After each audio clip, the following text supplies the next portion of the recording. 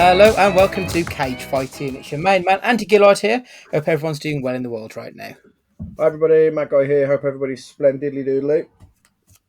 Hello everyone. I was caught unawares then. This heat. Good morning. We've also got a fourth with us today, Mr. David Evans returning once again. Hi, Dave. Evening, gents. Good to be with you all once again. Thanks for having me on. It's been a while. Spider-Man before Christmas, was it the last time you were on? I think so, yeah. Jeez, it's been a long old year. Just to talk about last week's podcast for a moment. I love how we opened last week's podcast complaining that summertime has now been and gone, and then we get the hottest day of the year on the day it's released. Timed to perfection, I think, there, didn't we? Yeah, everything about me is shriveled like a prune in that heat. It was disgustingly hot, wasn't it? There's no getting around it. It was horrible. Yeah, very unpleasant. I feel like, I hate to stereotype, but the typical listener of a podcast that would probably be about film, TV / Nick Cage isn't going to be the most athletically gifted or survive that well in the heat. and if anything like that is like me to go by, yeah, people who like me who are built for winter struggled. Yeah, definitely. So more than anything though, Dave, I presume that you're here to tell him how silly he is about Thor. Now time has gone, I'm still very much split in the middle about that film now. I'm equally in one hand of I enjoyed all the things I enjoyed, but on the other hand, I completely agree with all the flaws to do with that film. I'm very split. I'm very in the middle now. I think I came out of it like you, Stu. I really enjoyed it, and now I've had time to think. I'm like, oh, one of those. For everyone listening to this, obviously not watching, just the mention of Thor has made him. You could see the blood boiling behind his eyes. Oh, Stu, I mean, obviously that review that we did, I was so angry. For days, I was furious about that film. It's the drizzling shit. It's embarrassingly bad. Don't get me started. Sorry, don't get me started. Poke the bear. Yeah. So it's been about 5-6 weeks since we last did a question cast, so there's a bit of news to catch up on. We'll go back 6 weeks now at this point. Joker Folie à Deux, I believe that's pronounced in my Black Country accent, not French. It's a sequel to the mega successful Joker film that's finally been greenlit, and apparently there is a script already being produced by the director. It's a possible musical starring Lady Gaga as well as Harley Quinn. That came and went very quickly, that brief bit of news, so I don't know how true it actually is. What I did think was interesting is the people who wanted a sequel were upset when the news that it could be a musical came out. And the people who didn't want a sequel, when the news of the musical came out, I'd quite like to see that. I thought it was quite interesting that it flipped 50-50, like it was odd. Dave, what are your thoughts on a Joker sequel and a possible musical sequel at that? You see, I like the idea of it being a musical because it's just something completely different. But I think I'm in that weird camp of I just like the Joker that it just felt like a standalone film, and I'd rather it just be kept within that world. I don't know what else. I mean, obviously you can do something else with a sequel. Writers will always think of something, but I kind of just enjoy the fact that it just felt like a standalone piece of cinema. Yeah. And I look, if there was a musical, I'd go see it anyway, regardless. But I think I'm in that camp of just leave it be. Just let it be one film. Don't let TV, film execs go, oh, this made a lot of money. People enjoyed it. Let's do another one. Just let it be. Yeah. Stu, thoughts? I was one of them who didn't want a sequel as well. But this sounds intriguing. And it almost kind of plays to the way that you could take the first film as being completely in his mind anyway. So Yeah. if they go for that angle again, and then it's a musical this time, and he is just a lunatic who's got issues, and everything is actually in his head, then yeah, good, bring it on. If it was just a absolute sequel to how it ended with them on the roof and everything, like the car and all that kind of stuff, and not where the film actually ended, I wouldn't be really that bothered. But this, yeah, bring it on. Can't wait. Matt, I can't remember. I mean, you've seen the Joker, but I don't think we went together. I think I went with Stu and Dave separately. Oddly enough, You bitches. yeah. What are your thoughts on the Joker and the possibility of this musical sequel we're talking about? The only way I want to see a sequel is if it's a musical now, to be honest, because thinking about it now, you can start the movie with him getting his head cracked by a policeman at the end of the film that we know, and the rest of it just be a hallucinogenic daydream or whatever you want to call it. Some of the best moments in that film was when he was he'd flipped and then he became this really bombastic and really camp and over the top figure dancing to Gary Glitter and down that set of stairs. Do you know what I mean? Like he become the showman, and then he can be exactly that throughout nearly as much as he wants if it's a musical. It have to be, you know what I mean? It's not going to be like bloody Evita. Do you know what I mean? So it's going to have to be that kind of Joker in a way, and I think it'd be really interesting. I hope though that they make it colourful and make it like Birds of Prey. Go down that route with it, and kind of what they did, like with especially at the start of the Elvis film, where actually it became there's a lot of like pop art and stuff like that. I hope that's the route they go down with it, because if it's like glim and it's moody, all the way through, I don't think it'll work. If it's going to be a musical, it's got to be camp, basically. Yeah. I absolutely agree completely. Just make it a complete different film. I would even be fine if they didn't bring Joaquin Phoenix back and it was a different person as Joker and do something completely different. As great as Joaquin is, like I think I just don't want to see more of what we've had. We've been there. They told a complete story. Move on. Moving on to 5 weeks ago, Squid Games has been confirmed as getting a second season. Also, apparently, a Netflix reality show, but the Netflix reality show is just going to be they win 3.8 million and no one actually gets murdered. So I don't know how interesting that really is, to be honest. I know Netflix's like profits are shrinking by the minute, but this is ridiculous. Yeah, another million subs gone apparently in quarter 2. So yeah, not great. Other than Ji-hoon returning and Young Hee's boyfriend apparently is going to be coming into season 2, nothing else is confirmed at this point. Matt, I remember you've watched Squid Games. Is there anything that you want to see in season 2 or anything that you don't want to see in season 2 in particular? Well, talking about things that I don't want to see a sequel of, it's Squid Games, because it was not perfect, but it was told really well, and this has got such an opportunity to be Battle Royale Requiem. Like it completely like jumps the shark in its second series. Like unless it's the only way I would want to see it is if it was a completely new Squid Game. Like it was just completely new characters. They were just playing the game again. But this whole him trying to break the system thing which is what it will become. Yeah, I just can't see it working, or I just don't think it will work. It's just going to end up being Hunger Games set in Korea, isn't it? Like that's where we're heading with it, unfortunately. Dave, have you watched Squid Games?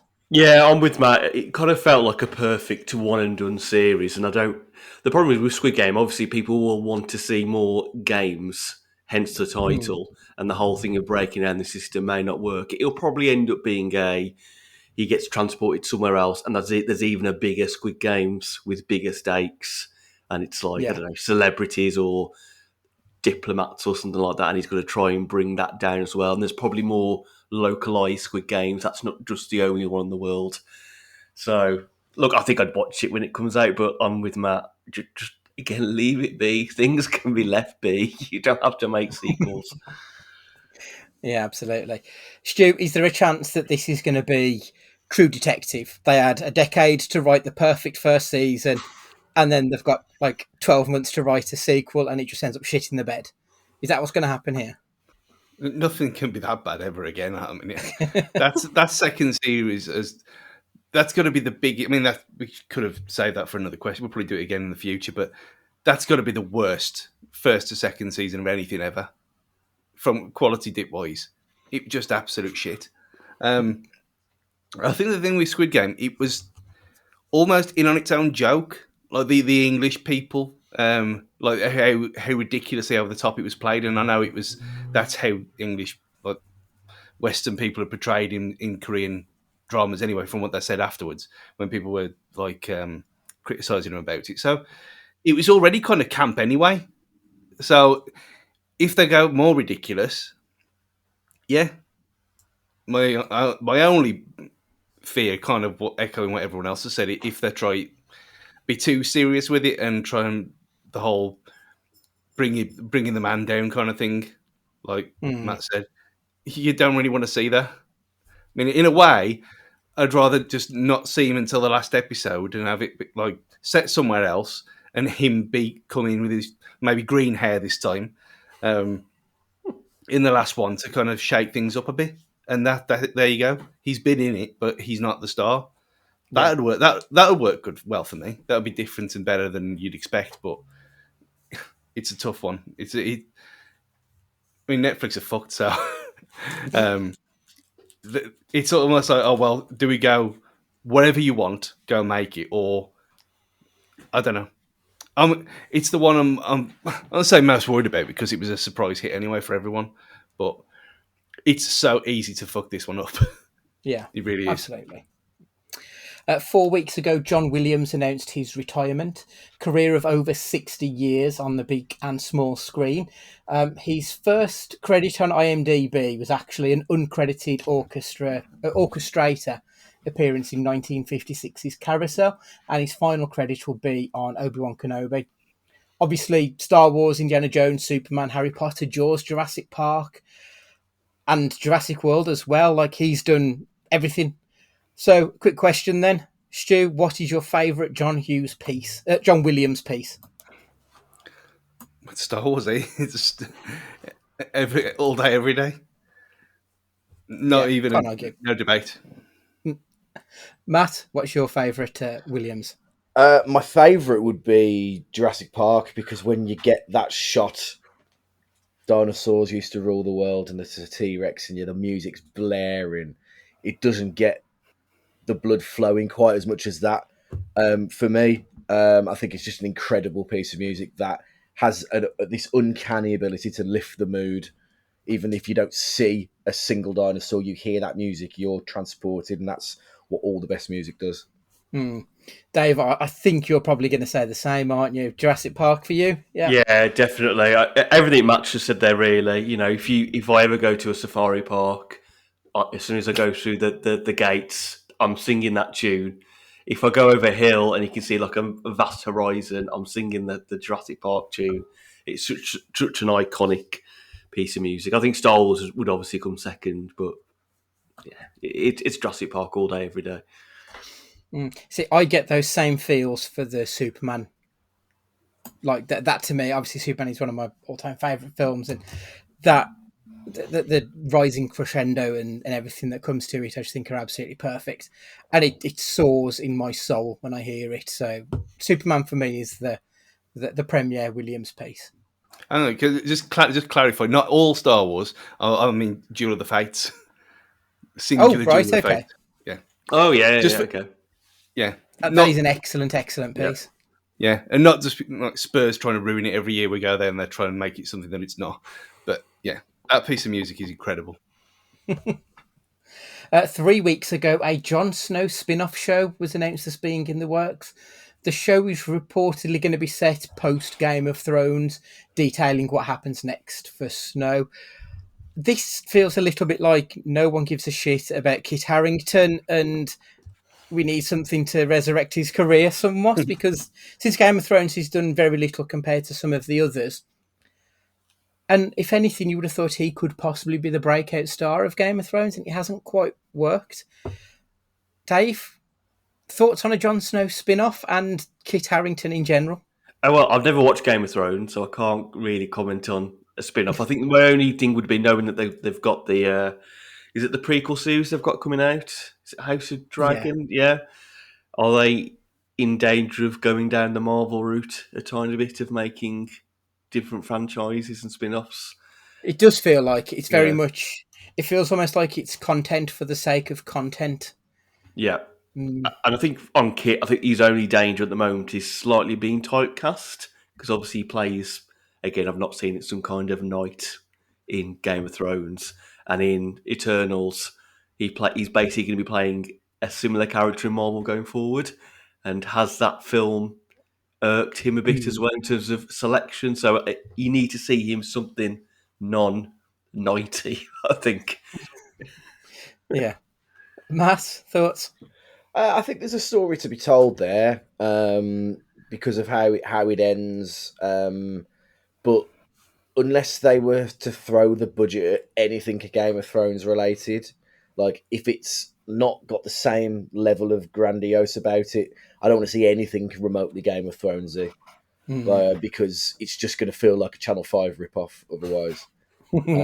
Like they're doing the absolute right thing by going way back in time, the Targaryens and stuff like that, because they were far beyond the most intriguing characters that we got on that show. The ones from the books that were like some of the Sand People types were way more interesting, like the ones from Dawn that we never even got to see. And sadly, they never made it into the show, and so there were other characters that actually they could explore that they didn't get to in the original show. If they, by some happens chance, made it into some of these offshoot series, then I'd be for it. I still think that universe has got more to give. Stu? I mean, Kit Harington's he's almost gone like Howard out to take that. I mean, you look at the start of it where he seemed like, to all intents and purposes, the one to break out more than anyone else, more than Amelia Clark. I mean, I know you don't particularly like her anyway, but she has made a nice little career for herself, both during and after. And he just seemed to have just fell off a cliff. And I don't know, maybe he is just not that very good. He's just one of them things. But I don't care about this. I mean, the last series kind of burnt me anyway. With Game of Thrones, it was just, okay. I'm more interested in the prequels, both to this and the Lord of the Rings one as well, which is looking at, even I watched the teaser for that. I think, oh yes, can't wait. But yeah, anything afterwards, don't care. Just leave it alone. Fair. 2 weeks ago, The Boys ended. Season 3 ended, and Amazon have now confirmed season 4 is in the works. And they've given us a little bit of information on Gen V, which is the spin-off show. This is going to be centered around a group of college-age soups with claims it'll be full of the same intensity, grit, humour, blood, guts, and all-round fucked-upness of the boys. But with love, relationship, hormones, and college-aged superhero jerks. Dave, have you been watching The Boys at all? Again, I've not seen it. It's one of these things I keep meaning to put on because I think I would really enjoy it, and I hear so much good things about it, but I just haven't seen it yet. Again, my only comment of this would be, are places just trying to spin off loads of things to make the content for the streaming services, and are they going to dilute the original product too much? Ultimately, as much as we can see the flaws of Marvel at the moment, the film executives see the financial success, and I think, okay, we'll make more stuff out of that. And I just worry about other properties following the same trend, and they might ruin their own content by doing that. Yeah. I think at least with this one, as far as I'm aware, it's set in the same world but a complete different story, which I think is probably a good thing because there's enough in the source material to make it a complete separate show. And plus, as a fan of Garth Ennis, I just want more of his stuff on my screen, if I'm honest. Matt, thoughts on this one? Having not seen the end of this series, unless it's tied into what happens in the series, the premise of it sounds great. I mean, why wouldn't you? Because they can ramp up all the extremes that goes on during that so innocent point in your life between being a young adult and how horrible it is for everybody all involved. So it sounds in theory great, but again, there is an element of too much of a good thing, and I've never felt so exhausted with media at the moment as I do at the minute. Like, just going through the new releases on Netflix the other day, I've earmarked a few things, and I was like, I ain't got the time to watch the shows that I have to watch for fear of them being spoilt for me, much less anything remotely indie or a documentary, heaven forbid. So yeah, it's I need a break. I need some time to catch up. Yeah, I mean, I still haven't even watched Lucifer or Umbrella Academy, the latest seasons, and it's a bit of a burnout, isn't there? I mean, Stu, more from the boys? Oh, absolutely. I think with this, then they know what they are, and they know when the time is to say no more. I mean, even the animated stuff, I didn't watch that before this season, and obviously it doesn't really matter. But even that's great as well, and they just get it. And I can't believe that Matt ain't watched it yet. I mean, and avoided all the memes and everything, and the little gifs of Homelander that's been everywhere without context, obviously, for the last 2 weeks. It's astonishing revelation.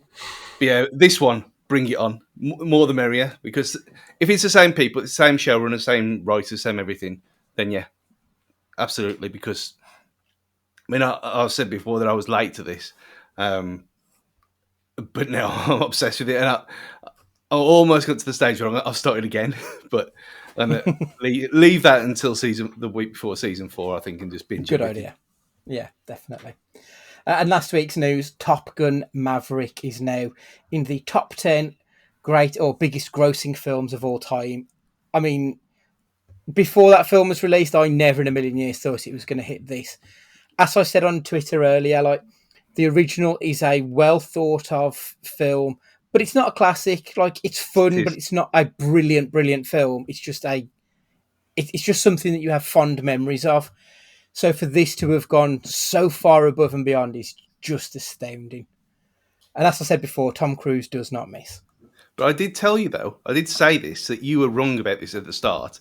And I said that people do love Top Gun. Not people you know, maybe not, but a lot of people love Top Gun more than you think. I think there's a certain element of so bad it's good about the original Top Gun. People love it with a sense of camp to it almost, which often doesn't translate to then being in the top 10 great biggest grossing films of all time. So I'm genuinely stunned, but it's just had a hell of a life on the big screen. So fair fucks to them. They know what they're doing. I kind of hope they don't do a third now. What? No, I'm just thinking: is there a certain film beginning with A on that top grossing list by any chance? A Avengers, A Bug's Life. I know what Stu means. Yeah, I have no. I'm gonna have to look it up now. Highest grossing of all time. Teasing the tip there. Yeah. Oh, fuck off, Stu. But Avatar is so shit, Stu. Oh, God. People win again.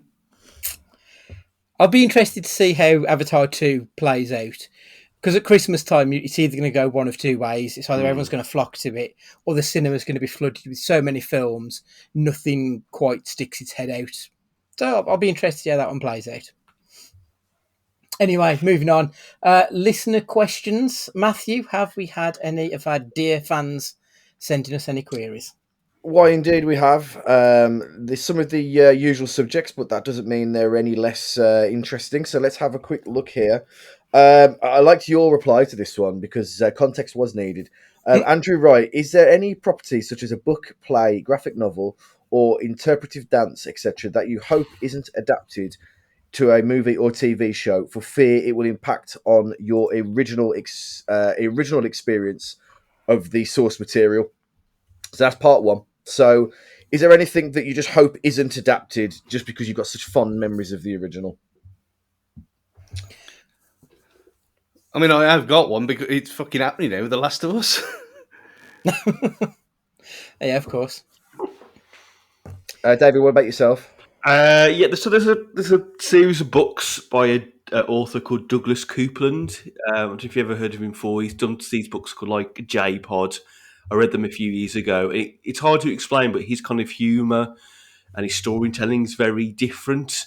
And it's one of those things where I got this book, this J-Pod book, and I kid you not, it was like about 4 books thick, thinking I ain't going to read this. And then I just, after the first page, I just somehow on holiday got through it all. But it's one of those things you like. It's so, obviously, when you're reading, you imagine the world that is being created, and I just can't see how they would justify it on TV or film. I know that they've done a J-Pod series, which is randomly on Amazon Prime somewhere, but I'm almost staying away from it because I just know it won't be a true reflection. So, yeah, stay away, people. Stay away from that. I've got 2 sort of cheating answers and 1 actual answer. My actual answer is The Alchemist, the Paulo Coelho book, which is just like really quite deep and spiritual, which isn't my kind of thing, but I feel like any translation of that onto the big screen would absolutely shit all over the deeper meaning to it. So I think that would be... I don't want them to touch that. My 2 sort of cheating answers. High Fidelity. Now, I know that was made into a film, but it's so different to the book. Just by changing it from London to Chicago in the film, it makes it a complete different story. I don't want to see the story or the book told on film or in a TV show. It has a complete different feel to it, and I think it'd be too showy if they try to make a movie of that version of London, and I don't think it would work. And my other cheating answer is Ready Player One and Ready Player Two. The film is not the film of that book. It's completely different. And again, they had to cut out so much to it that I think if they did it, it would need to be a 12-part, $100 million episode, like Netflix or Amazon Prime kind of show. And I wouldn't want them to ruin the actual seed of that book. So those are my cheat answers. So Andrew had a second part, but it also ties into Richard Hobbs's. So I'm going to do it as a quick fire too. So Andrew wanted to know, what's the hottest you've ever been when watching a film? And Richard Hobbs wants to know the favourite moment in a film when somebody is hot. Interpret both however you choose. Stu, I'm going to come to you first. I mean, I've got a feeling that it would have hottest would have been when I've watched a film that's not Emmanuel, obviously. When it's watching a film in my room with a projector on, which means windows closed with plastic sheeting across them, and then the blinds to make it complete darkness in the summer. And I've got a feeling that was Tomb Raider. Of course it was. So again, for other reasons, but that wasn't ideal. But someone being hot in, maybe that one with Ryan Reynolds when he's in a box when he's buried alive. He's pretty hot in there. That's a good one. Yeah, there you are. Very good. Andy, what about yourself? The hottest was probably when I went to see The Dark Knight. I remember it being, funnily enough, it was like 10 years ago. I think, 14 years ago this week. And I just remember it being a ridiculously hot day, and there was no aircon in the cinema because aircon wasn't ubiquitous 14 years ago. So I just remember being boiling hot. But I also remember when I was on holiday, was it SummerSlam 2000? No, SummerSlam 2000 when it was the TLC match. And I remember watching that on a big cinema-sized screen in a bar in Spain.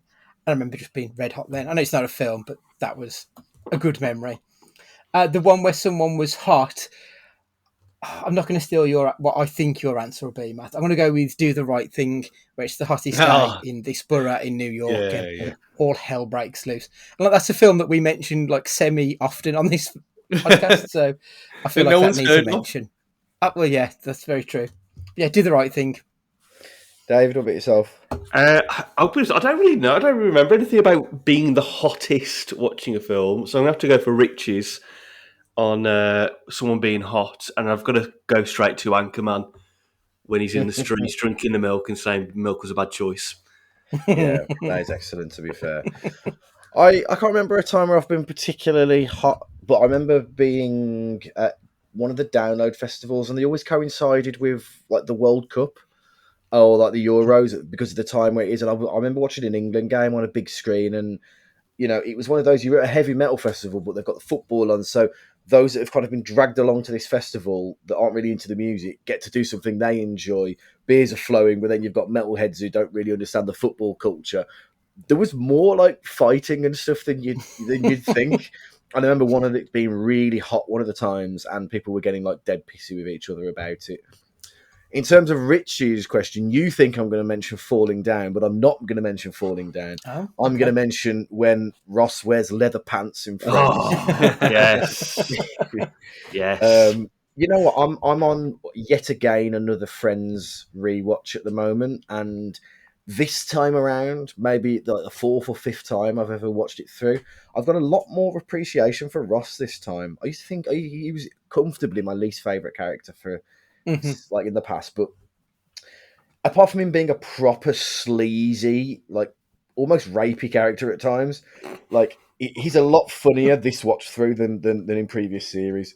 And that leather pants episode, God, it's hilarious. There we go. Yeah. So Matt Cunnington, after having a sequel rant, which film which spawned a sequel or sequels do you think was purely a great standalone film and should have the follow-ups erased? Die Hard. Like, I like the sequels, but they're nowhere near good enough to be considered Die Hard when you compare it to the first one. I would quite happily forgo the others to just have the original as the Die Hard. Stu, your rebuttal, please. I've kind of grown to love Die Hard 2 a lot more than I used to.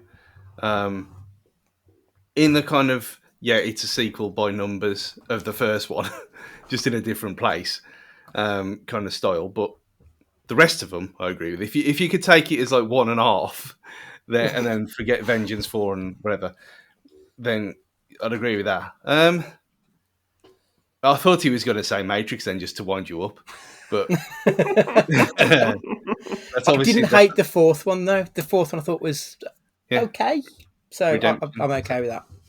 Yeah, I mean, even though I do like the 2 and 3, it's probably going to be RoboCop because I watched it not at the cinema, unfortunately. Though I was planning to, but I did watch it again last week, the 35th anniversary, and it's just fucking classy. It still is. And that dream of getting Peter Weller back as the original sequel plan that they mentioned on Spooled, that would be amazing if he's the decommissioned RoboCop waking up 20 years in the future from where they were. That would be amazing. Bringing him back. I mean, it doesn't look that different now anyway. And you only needed his face. Yeah, RoboCop as a standalone piece of art would be incredible. And Dave, what about yourself? I'm going to go recent and say, I think you've got to take the Fantastic Beasts franchise, do you call it? I just think, that first film is really good. It really feels like the Harry Potter world. And then after that, it's just, what have you done? Why have you even bothered with this? So, I mean, again, the third one I've not seen yet, but I've heard very bad things. And the second one, I got almost lost and confused in that second one. It very much felt like a middle film to another one. And they made many mistakes. So, Fantastic Beasts for me. That's fair. That's absolutely fair. And finally, global world traveller Ash Dolan, who never seems to be at home these days. In honour of Stu's love of Avatar, a production company approaches you with a blank script to remake a Disney princess story with the absolute slightest of difference. Which story do you tell, and what's the twist? You win if I don't fall asleep during this movie. Stu? I don't know. I can't answer this because Avatar is the answer. Avatar is the answer to his question. He just needs to get over it. I'm going to go with what I assume his good lady Melissa would say, and it's The Little Mermaid, but it's going to be set in space. Okay. Why not? That's good. Yeah, it is good. Dad, what would you do? What kind of off the wall thing that was so different could you use to masquerade the fact that it's already a pre-existing story? Oh, I was originally going down the line of just slightly tweaking Frozen and just making Elsa evil when she turns into the Ice Princess, and they have to kill Okay. her, and they have to kill her basically to get rid of Winter. Would you, I the would other one? watch that. Yeah. To be fair, I would definitely watch that. The only other one I'd say is maybe Snow White and the dwarfs are all assassins. They're all trained assassins, and she has to Brilliant. band up with them to defeat whoever the bad guy is in that film. See, I'd go down the lines of making it a super political piece, and I'd do Mulan, except Mulan is now a transgender athlete. Trying to make it because I know Stu, you'd watch that as well, and I'm sure you'd have your views on that as well. But we'll move on. But thank you very much for your questions, everybody. Ask them, and we will answer them. Super, thank you very much. Hot Take Corner this week. Recently, 200 writers, directors, actors, producers signed an open letter asking that Hollywood be more responsible in its depiction of gun crime. Is it on Hollywood to make amends in the issues with gun culture in America? Is this something that they need to tackle? What are your thoughts on this in general? Stu? Yeah, come to me first on this. As with everything like this, whenever things like there's bound to be another one by the time this releases in the next 4 days. So we can't even say when the last one was. It's that ridiculous now. Every time it used to be, oh yeah, it was in the 1800s. They blamed it on books, and then they blamed it on moving pictures. Then they blamed it on rap music, and then it was games. It's always someone else's fault. So blaming it on the arts and the arts making a difference, it's going to make no fucking difference, is it? It makes no difference whatsoever. If it's like, well, let's take the guns out of ET and replace them with walkie-talkies. That worked clearly. So I think it's a nice thing to do. I think okay if you think you're making a difference, but that country's so fucked in the head. It needs wiping off the face of the earth and starting again because nothing's gonna fix them, and little gestures like this ain't gonna do it. And so for me, you could do whatever you could have. You could have 20 years of films without guns and anyone being killed, but it's gonna make no difference to America. So I don't see the point in it really, to be honest. Fair. Dave, does Hollywood bear any responsibility in all this? I think it's a difficult one because, again, you can make the one argument that films and games as well to an extent have glorified having guns, but you can't. It depends on the type of film you're trying to portray. You can't just take them out of every film. Like, you're not going to have, I don't know, a cowboy film without, the standoff, are you? You're not going to have them whip out, I don't know, pens at each other or something like that. But I think it's the way you tell a story in a film that shows the reality of gun, having a gun and gun crime, and the setting it's in is probably important. Yeah, I think it's just.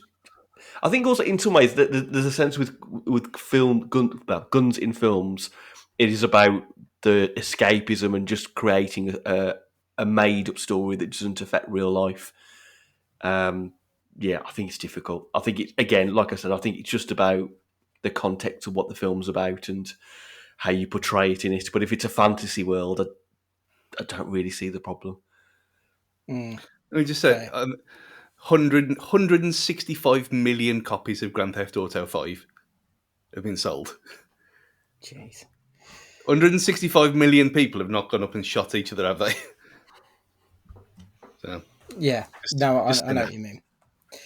Matt, is this not the responsibility of the MPAA or in the UK, the BBFC? This is why we have certificates, isn't it? So that people don't see things that is going to scar them, for example.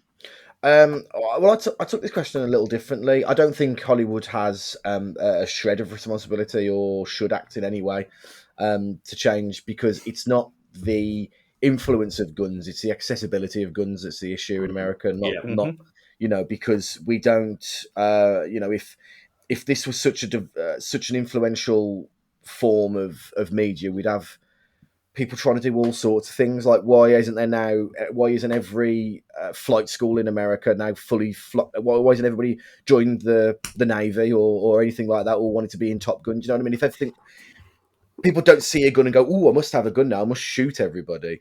And I think the thing is, if you take guns out of society and take them out in the film sense, take them out of that, you push the people that want to be on the fringes of society or believe they are on the fringes of society, who believe they are the outcast, you push them even further away, because by them being involved in something that is then even more taboo, it's even more of a naughty thing to have because it's not on the screens anywhere. You're putting it into the hands of the maniacs in a way. By having it be out and open, you're diminishing its importance and its relevance. You know how, like, we say that, if you joke about something, you disarm it. It's the same kind of thing about having it on the screens and stuff like that. By taking it away and making it this thing that we dare not talk about, it becomes attractive to people who live on the edges of extreme. And I think that is what happened. The bigger issue in America is the accessibility to these guns and everything else. And I don't think Hollywood or film or games or music or anything has any weight on that. What you've got to think of is the majority of the that is consumed is by 18 to 30-year-olds, let's say, but all the decision making is being done by 50 to 70-year-olds, or the living walking corpse of a president in America's case. So you're asking the wrong people to play an influence, because it's your root and toot and boomers that you need to get a hold of. And by taking it out of Hollywood, you're not doing that anyway. Yeah, Wait for the old people to die, as we always. You've said it before, yeah.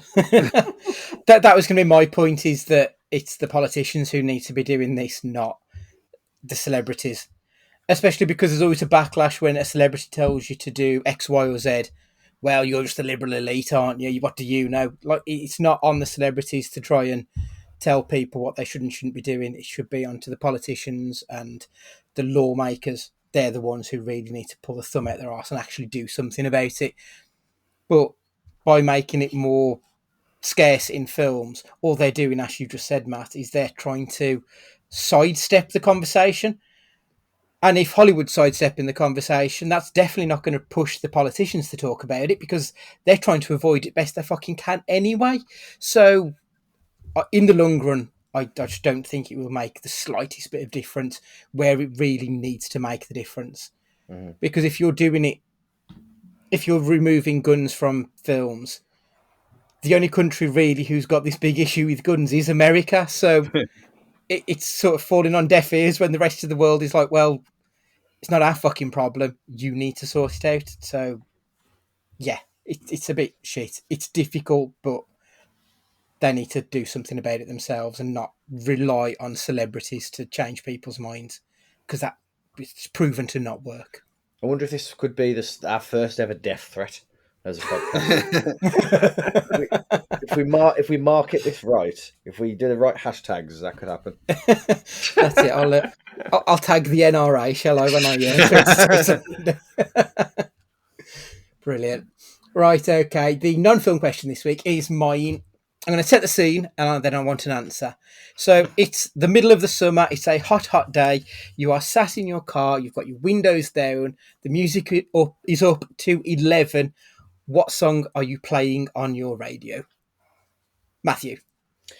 Well, my answer is a song called Breaking Out of Hell by Airborne, but no one knows that. So the answer that the majority of people would know would be Move Your Feet by Junior Senior. Oh, what a song. Because that is an unbelievably summery, wonderful song that everybody needs and deserves to hear on a daily basis. Yeah, fantastic. David. What am I saying? Oh, I know the answer. Miami, Will Smith. Oh, what a tune. I've Straight heard that away. for years. Yeah, straight away. I'm going to sing the singing part. I'll let someone else do the rapping part. Just get to the chorus. Let me do that bit. I'll let Will Smith take care of the rest. Yeah. I saw a tweet yesterday, someone saying that Will Smith is so much in the doghouse they haven't even played Summertime this summer. Stuart, what are you playing? On Tuesday, when I was walking back from work, I actually put Will Smith into Spotify and listened to Summertime Miami and Getting Jiggy With It in a row. And Classics. Getting Jiggy With It is, for that reason, it's just pure summery. And then you can go Shaka Dims and Pliers and all that kind of thing. But Getting Jiggy With It was my answer. Excellent choice, to be fair. My answer, I've got one bit like Matt where no one knows it, by a band called Mannequin Pussy called Drunk 2. And it's just got these blaring guitars that are fucking amazing, especially in the summer. But the song that I think most people will know and probably enjoy, it's got to be Taylor Swift, Shake It Off. Like, that's just happy vibes in the sunshine. So, yeah, it's got to be. Got to be. So, moving on, what have you been watching lately? Stu, start us off. I finished Resident Evil, the series on Netflix. Not what I expected at all. I don't know what I expected really, because you obviously had the Mila Jovovich films, which are middling to best, middling at best, and obviously with Sir Colin Salmon, who we mentioned several times. But it doesn't take itself seriously whatsoever. I think that if I knew that going in, I would have watched it day one, because while it's silly bollocks and it knows it is, and it's playing very loose with the lore of Resident Evil, it kind of works in a weird way. And yeah, the CG is obviously very, very bad, as we talk about constantly this year. But I had a lot of fun with it. It's only 8 episodes, so it's not that long. You can blitz through it in 3 nights for normal people watching. But yeah, I enjoy myself watching it. I mean, obviously, Karen nearly finished Severance, but that's so hardcore that you have to 1 or 2 and then have a bit of a break to let everything sink in. But yeah, but other than that's the main thing. Resident Evil for me this week. Cool. Is it half an hour episodes? Hour? What are we looking at? 50 minutes to an hour. Okay. I've got it on the list, but as we've discussed earlier, like, that list just keeps getting longer without anything getting watched off it. Dave, what have you been watching? So I watched a film recently on Netflix called Apollo 10.5. I don't know if you've seen the trailers for that one. So basically, the premise is it's just a few days before the moon landing, and NASA realised that they've built the lunar module far smaller than they thought. So they basically go to the local neighbourhood, pick a random kid, and say to him, top secret mission, you've got to be trained up, go in this lunar module, go to space 4 days before the actual one, so we can make sure it all works.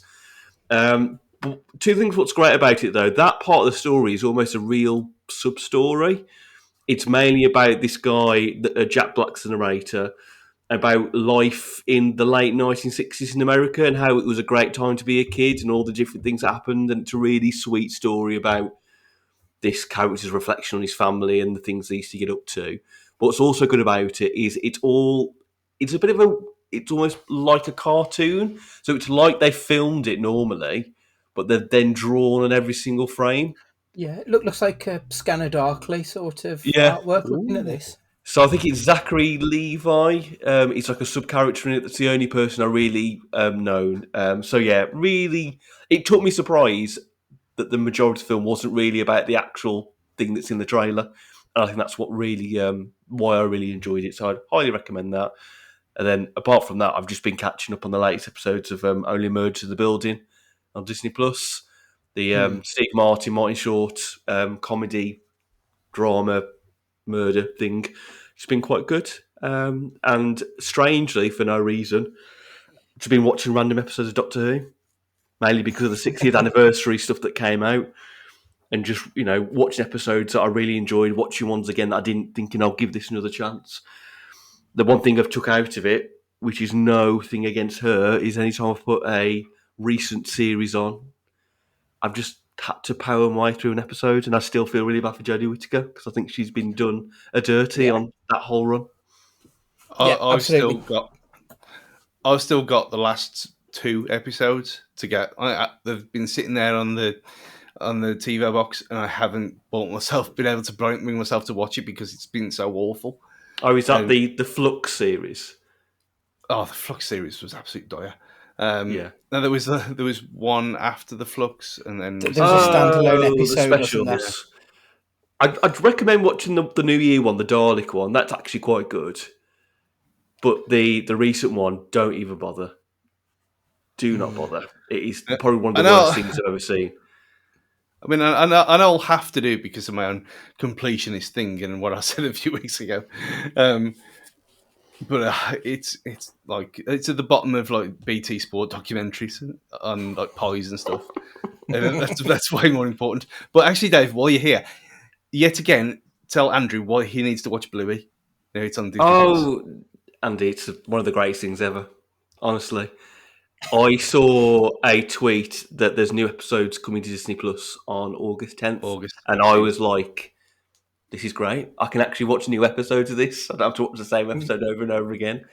But I don't know what I think we've talked about it when I was on here before, Stu. I don't know what it is. It's just like the humour and the reality of parent life is so bang on.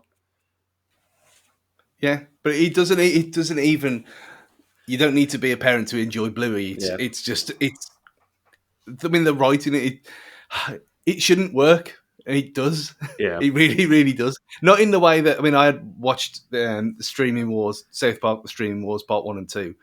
That's in a whole separate thing. Like when you're saying about they have to make things for streaming services, it reminded me. Them 2 specials are great, but Bluey, in its own special way, is equally as good as South Park's been in the last few years. It just is. It's just genuinely nice and fluffy and warm. And season 3 on Disney Plus in August. I'll watch it on my own first before it's spoiled and rewatched over and over again with children around. Just because that's how these things have to be done.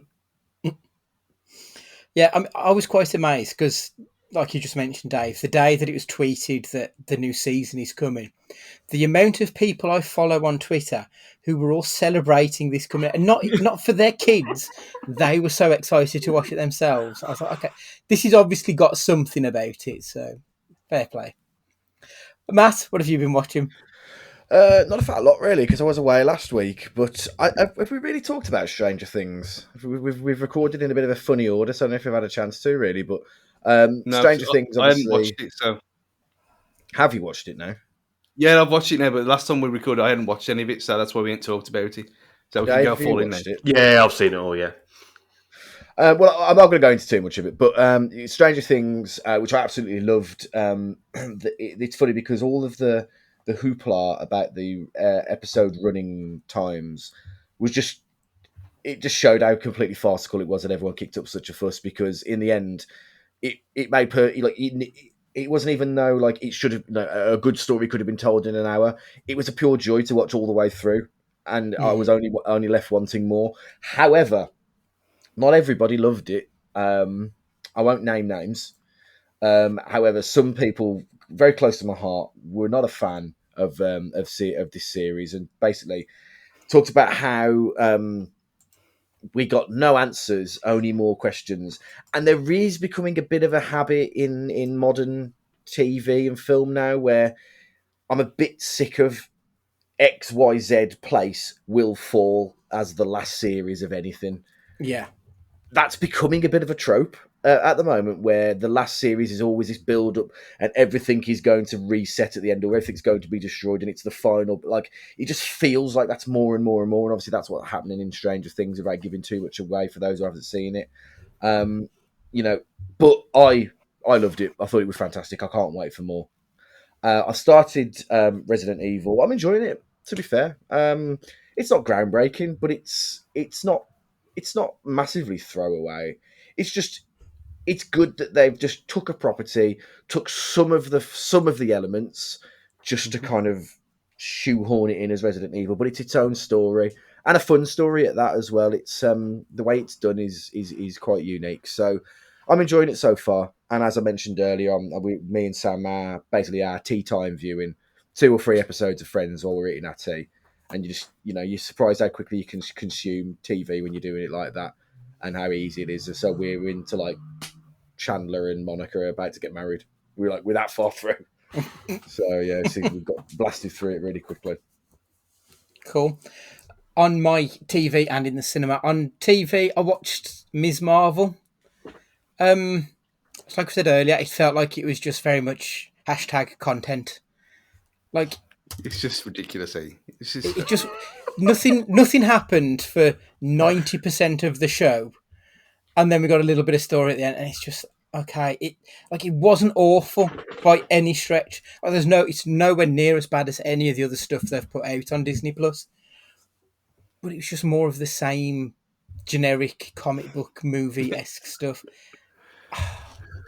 The one thing which I said to you, Dave, on WhatsApp, I like the fact that it had this Indian culture to it. I thought they did that very well. It did feel separate to the normal MCU by having that. And it felt authentic almost, you could tell that it came from Indian voices. So I appreciated that. It was just very much it's just another comic book property, and it's exactly the same as every other comic book property. It's just okay. It was fine. That's as much praise as it'll get. It was fine. Rated I fresh. quite like... Well, yeah, but I've said before, Stu, your boos mean nothing because I've seen what makes you cheer. Like, this Marvel stuff, people keep wanking off over it, and it's just so mind-numbingly average. But I really like the girl who plays Ms. Marvel. She seems to like a really infectious person who's really into what she does. So, like, in interviews and everything, she seems awesome. So I'm rooting for her to do well. But it's just not my cup of tea, personally. Did you see the meme doing the rounds at the moment that everything that Marvel have put out that since Endgame is like doing the side quests after you finish the main quest in a game? Yeah. That's a perfect analogy for it. Yeah, definitely. Another thing, I went to the unlimited screening of Where the Crawdads Sing. I love a good murder mystery courtroom drama type thing. This was a bit shit, but I kind of enjoyed myself. Like, I love a bad film, and the acting in this is really stilted. It's really awkward. The script, there's one part where she's learning to read as a 20-year-old, and she tears up and turns to the main dude and says, "I didn't realise words could carry so much weight." I'm like, who the fuck wrote this shit? Like, it was so corny, but I did enjoy myself in spite of it. It's kind of terrible, but I did like it. If you like bad films, there is enough there to rip it apart and enjoy. And that's my kind of film, really. So it wasn't a terrible experience. So the first question this week is yours, please, Dave. Yeah, so given that we've got a bit of a cost of living crisis at the minute, and obviously if you don't have even if you have like an unlimited card or one of those monthly subscriptions, the cost of going to the cinema is going up and up, even on ticket prices alone. We've also got streaming services which have millions of films, and we've now got, especially with Disney Plus, we've got films that go on the cinema and seem to be on Disney Plus a month later. So my question was, what could cinemas be doing more to allow more accessibility to tickets, given the scene we're at the moment? Depending on your economic situation, going to the cinema is going to be a luxury you really would not be looking to afford at the minute. But there might be people out there who have probably never been to the cinema because of the prices and have missed that cinematic experience. So, given what's going on at the minute, is there anything cinemas can do to get tickets more accessible? Go on, Stu. I was going to say, you had the whole Meerkat thing, and I tried to use the Meerkat thing. Bear in mind, I've got a card anyway, which is, it works out at £4 a week. So that's not that bad for me. But except for other people, if they've got other things going on, not everyone can do that. So the Meerkat thing is ideal for people. Obviously, Orange Wednesdays before that. But even that's been made so ridiculously complicated to do. Whereas before, you just put the code in on the website, and then then you paid the 50p or whatever it was for the admin charge, unless you give them a fiver a year. Now it came up last time I tried to do it as two people. You need to register one other person. You think, well, no, it's supposed to be one free, but you have to go and select either the adult or the child box and then put the code in, and then it'll take it away afterwards. They don't tell you this. So they made something that's supposed to be for the good of mankind even more hard to get hold of without saying anything about it. And you think, okay, why have you done this for? Because that is a great opportunity for people who with Compare the Market getting as a perk every week. So if they can't be bothered doing that, then they need to be doing something else. I mean, and maybe just a buy one get one free, something as simple as that. Just on someone's account, someone's card details, buy one get one free for once a month. It costs them what, £12? That'll get even school kids in.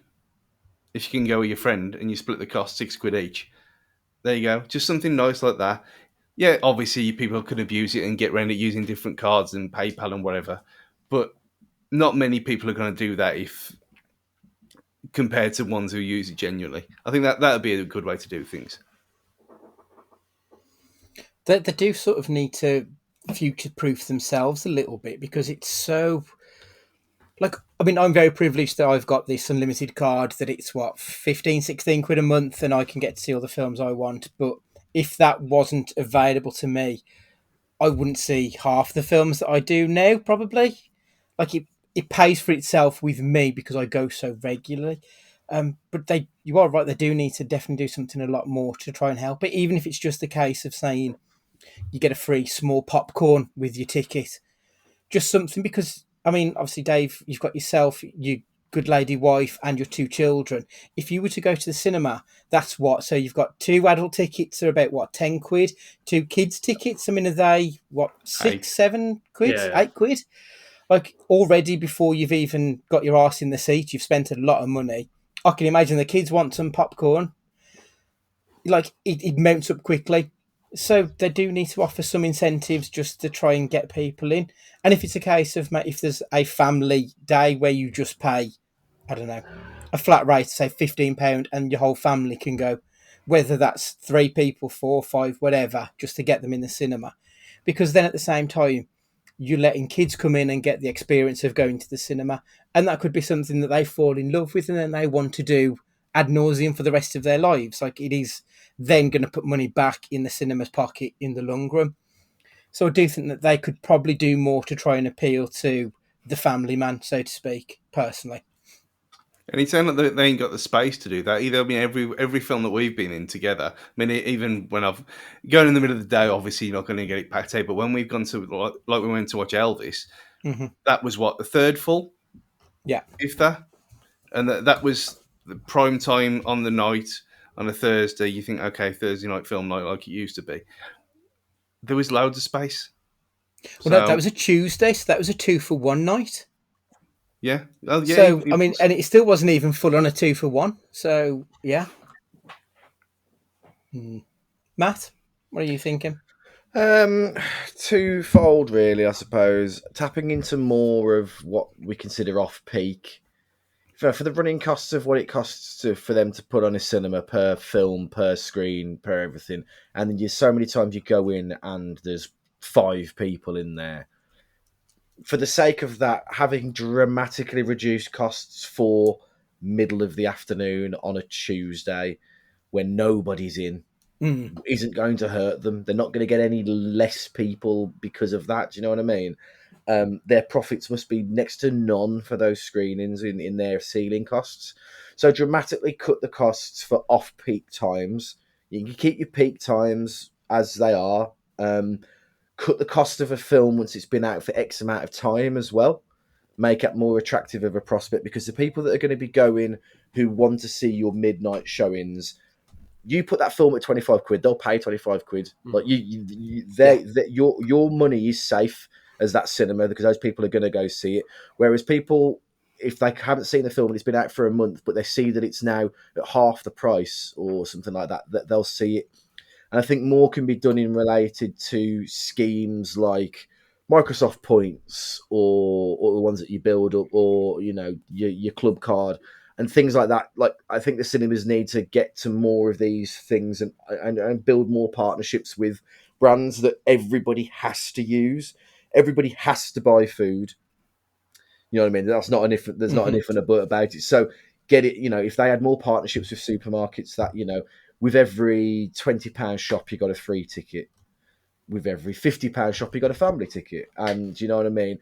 More things that make it easier to access these things in the first place, I think, would be a great way to help with this, to get people's asses in the seats. Yeah, I mean, we didn't mention it earlier about the Microsoft being the partners with Netflix for for their ad supported tier that they're going to put in. And they said that it was because of privacy issues and whatever with Google and whoever else could have put it in there.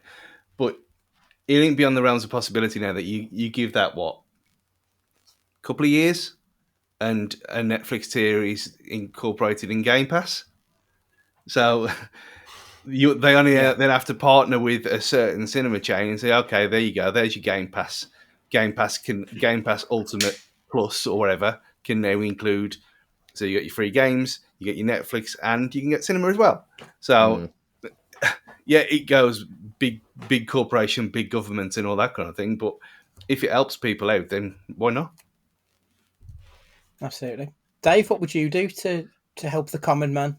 Yeah, I think mine was kind of near to what Matt said at the start. I think you've got to look at ways to incentivize films that have been out for a while. If you've got a film like, okay, we're going to talk about Andy's favourite film, Thor, at the minute.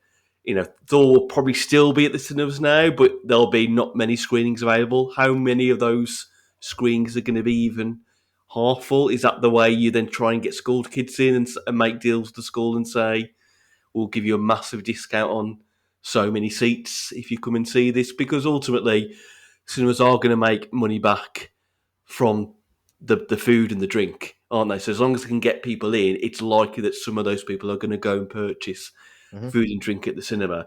As far as I'm aware, looking at cinemas, a lot of the schemes that they used to be at a cinema to entice people in, they don't do much anymore. So I remember they used to do movies for juniors for £1, and they used to put a random film on at 10 o'clock in the morning. That there seems to be less and less of that now. They used to do like one for over sixes where at the Odeon where you could get a cup of tea and that with your film in the afternoon. There even used to be one for new moms where they used to pick a film out that wasn't too kind of blary, but would give them a chance to go probably see a film that they can't see. But kids were, young kids were allowed. You could breastfeed. You could walk the pram up and down the aisle just to get people out. And you just don't see things like that anymore. And I think if you do incentives like that and give a discounted rate, I think you'd get more people in. So they're the things. I'd like to see more of those schemes back. Well, you've been to one of them new mom screening, yeah? Fuck's sake, not by choice. Right, next question is yours, please, Stu. So, in light of how blazing squad hot it's been this week, nice and easy, what's the best film featuring lava? Dave?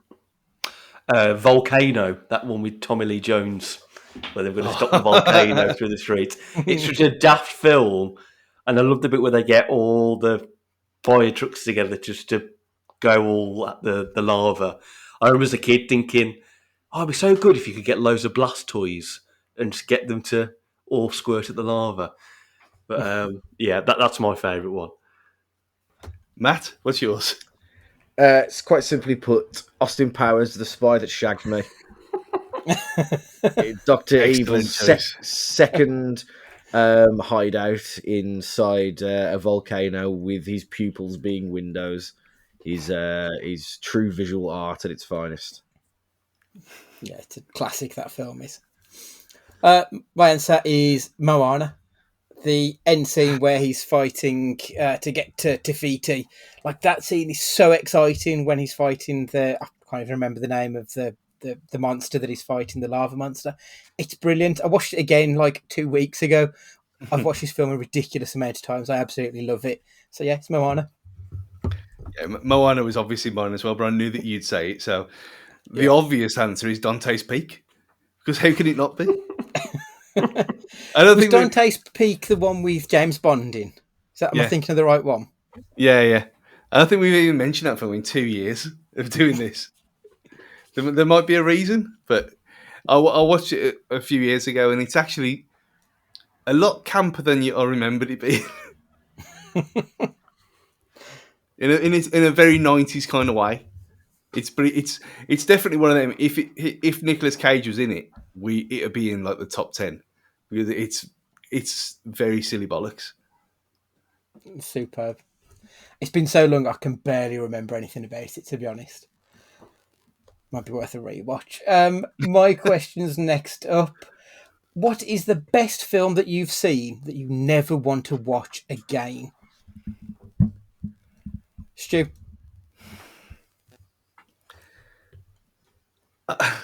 I said this a few weeks ago, and it's Avatar,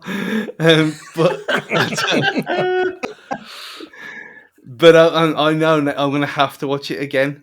That's the point. I'm going to have to watch it again in preparation.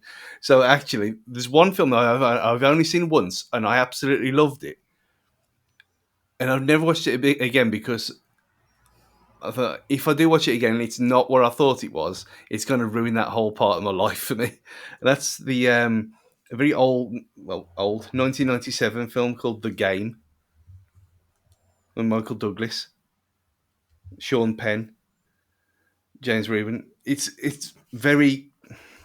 Is this the one where he teaches a kid how to pull? No. It's not that one. Here we go. After a wealthy San Francisco banker is given the opportunity to participate in a mysterious game, his life is turned upside down as he begins to question if blah blah blah blah. Watch it if you want to watch it. Watch it without knowing anything at all. So we went to the showcase in Warsaw to watch this by mistake because whatever we were watching that day wasn't on, and I loved it. It was maybe it was because of the innocence of youth, and it was all a bit mysterious and a bit grown up for us at that age. But I thought it was an excellent film from what I remember, and I don't want to go back and taint it. I mean, it's still got a 7.7 ish on IMDb, which for a film like that no one's ever heard of, they only had a limited. It was probably only out for about 2 weeks in the late 90s. The Game by Michael Douglas. There you go. It's available on Netflix. I've just added it to my list. Sounds interesting. Matt, a film you never want to see again, but you like it. One directed by. I wish it was. Recommended by your fine self, Andy. Peanut Butter Falcon. Mm-hmm. Yes. It was so sweet and it was so moving, and the scenario in which I was watching it, it's very rare that me and Sam will watch a film that I've not seen. I'll usually recommend a film I've already seen. We'll watch it together. We both watched it. We both loved it. She cried, and it was just a perfect film. And if I watch it again and start, because I know what's coming, looking for its flaws, which inevitably I do, just because the cynic in me, I'd hate to take away from that memory of watching it the first time, which I absolutely loved. So I will have to leave that one alone and enjoy the memory alone of it. Which, strangely enough, that was actually recommended to me by David Evans. Oh wow! Okay, so yeah. we've so gone it's a third-hander. Yeah, exactly. Dave, what about yourself? I want to change my answer now to Matt's answer because that's such a good answer. But I'm going to go with, I think it was called United '93, the one about the plane that didn't hit the White House. I remember going to see it with Mrs. E, and half not really realising what we were going into, and just watching the film. My jaw was on the floor for the whole thing, and then you come out of the cinema and you almost have this strange sense of coldness about you, like you kind of feel like you have watched something that obviously did happen, but you almost feel like you've watched the actual thing that happened, real, as in the people in the plane, the actors were actually the people on the plane, if that makes sense. And it's such a good film, but it's one of those, like, you just, not to get upset, you just do not want to see it again. Yeah, absolutely. Yeah. My answer's on a similar Sorry, Stu, carry on, mate. No, I was going to say that I had that exact same memory when we went to watch Dunblane. No, I was going to say Dunblane, then that's sort of different altogether. Dunkirk, we walked out of Dunkirk, and it was like everyone was silent, and obviously loosely based on real events as well. But yeah, I know exactly what you mean with that, Dave. Yeah. My answer is a similar sort of thing where at the end I just felt a little bit bereft, I think is the right word. And it's 12 Years a Slave. And like the whole story of Northup, is that the character's name, I believe? This whole story of a man who was a semi-famous musician who gets taken into the slave trade and obviously 12 years as a slave. And you just come out the other end of it just thinking, how the fuck did that happen in the not that distant past? Like, it's too recent for that to have been going on. And I remember coming out of it just thinking, like, I don't know what to do with myself. It was such an incredible film, such a moving experience. But I never want to see it again because I never want to feel like humanity's fucked. And that's sort of how I felt at the end of it. Like, we're kind of screwed if that's how we treat our fellow man. And it was horrible. Similar to like Schindler's List. Like Schindler's List did that to me as well. At the end of it, you just kind of think, like, you just keep thinking, why did this happen? And there's no real answer that you can ever have that will ever satiate that itch.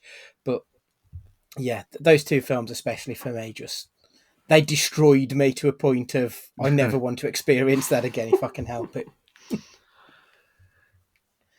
Matt, your question is up for the finale, please. I want to know the best cameo / full feature performance of a full band in any film, please, David Evans. Can I cheat and go with TV at all on this Oh, one? you may. Red Hot Chili Peppers, The Simpsons. Nice. Easily. Nice. I just love Flea when he shouts, "Hey, Mo!" at that one point. Yeah. It's great. I love it. They had some really good ones, man. I remember like Billy Corgan smashing pumpkins. Yes. Homer Simpson smiling politely, and then they had Metallica on and all sorts like that. Oh man, the Simpsons really they during that golden period of the Simpsons, which I'm sure there's plenty of podcasts that I could listen to about that. They had some real corkers on from that point of view. I think my favourite Simpsons. Sorry to cut you off, Matt. My favourite Simpsons cameo would be the Spinal Tap one, which obviously they've already got that link with Shearer. Yeah, that's so funny. That one is. Good night, Springton. Yeah. There will be no encore. Fucking great. Loved it. What about yourself, Andy? Right. So, do they have to be themselves, or can they be acting as someone else? They can be acting as long as those people in that band appear. Good. I had two answers, one for each possibility. So the answer I'm going to go with is Slade in Flame, starring Slade. Okay. I think it was 1977, 1976 when that film was out. Like, Slade had pretty much conquered most of Europe with their really happy-go-lucky rock music. Everyone loved them. And they were like, what do we do next? Like, we can carry on doing what we've been doing, but we want to do something different. So they decided to do a film, and people came to them with like the Beatles, which was going to be one of my other answers, with like the Beatles type thing. And they're like, no, because you would expect us to do the Beatles. So they did a kitchen sink drama about a band forming out of the ashes of two bands that get together and go through all this turmoil, then end up splitting up at the end, and the manager's a cunt who's trying to screw him over and he threatens to kill people. And it's just this real, like, quite hard-hitting drama from Slade, and it's so fucking good. It's absolutely brilliant, and I don't think enough people have seen it, but it is available on YouTube. And it's like 80 minutes long, so there is no excuse to not watch it. It's brilliant. Wow. Stu, what about yourself? It's been a long time since I've even heard anyone talk about In Flames. My dad used to have it on video. So he loves Slade and Thin Lizzy and all them lot, and he saw him in Warsaw before they went big together. Slade and Thin Lizzy supporting each other. Amazing. Imagine you being there. I think it was at the Showman, which I think is the Weatherspoons now, theatre. Mine was the first thing that came into my head was very Matt Guy, which I was quite proud of, since it was your question, and it's a Vin Diesel film, a very forgotten Vin Diesel film. That's Triple X, Ramstein, in the the dark club underground. Of course. I'd never heard of them before, obviously, in my squeaky clean life, and I didn't know they're a real band until afterwards, and they were in the credits later on, and then I think that was against around the time I had My Heartbreaked on repeat for a while afterwards, and when we painted, me and Dean painted our old primary school toilets over the summer, and that was the theme tune of that experience. So yeah. Very good. So mine, I've got two. So one is where they're playing themselves as a band, so it's kind of cheating, but I think it's Cannibal Corpse is in Ace Ventura: Pet Detective when he goes to find out more information in that club. And then it's kind of cheating in a way, really. So Tenacious D obviously have the pick of destiny, but both of them appear in School of Rock as well, as Kyle Gass appears as one of the teachers as well. They're long, very much the Robin in that duo, but he has his moments as well, where he appears. But the pick of destiny, me and Tom Kearney were having this conversation the other day, where a good barometer of a person would be how not. Whether they liked the pick of destiny or not, but just how they feel about the film is a good barometer of a person's personality, because I can appreciate it's not a great film in terms of, as a director or mise en scène or anything like that, but God, it makes me feel happy, that film. It's so fun and stupid, and if you don't find some joy in that film, I do worry about you a little bit. I feel exactly the same way about the Harold and Kumar movies. They're a bit dumb and a bit silly, but they're such good fun, and they just make you feel happy inside. That should be all it needs, really, isn't it? Absolutely. Excellent. Right, okay, so that is another week done. Next up, we are going to be discussing Prisoners of the Ghostland, which is available on Shudder. Stu's giggle probably tells you everything you need to know about that film. It's weird. It's out there. But yeah, check us out next week where we'll be discussing that bad boy. Please make sure you've got us on whatever podcaster that you listen to us on now, so that you don't miss an episode. And also make sure you've got us on the socials at Cage Fighting Pod on Twitter and the Gram. Emails to cagefightingpod@gmail.com. So, David, thank you very much for joining us this week. It's been a pleasure to have you again. Would you like to say goodbye? Goodbye. Stu, would you like to say goodbye? Watch Bluey. Goodbye. Matt, would you like to say goodbye? Take it easy, everybody. Check in on your friends, look after yourselves, and have a great week. It's goodbye from me, and remember, be excellent to each other.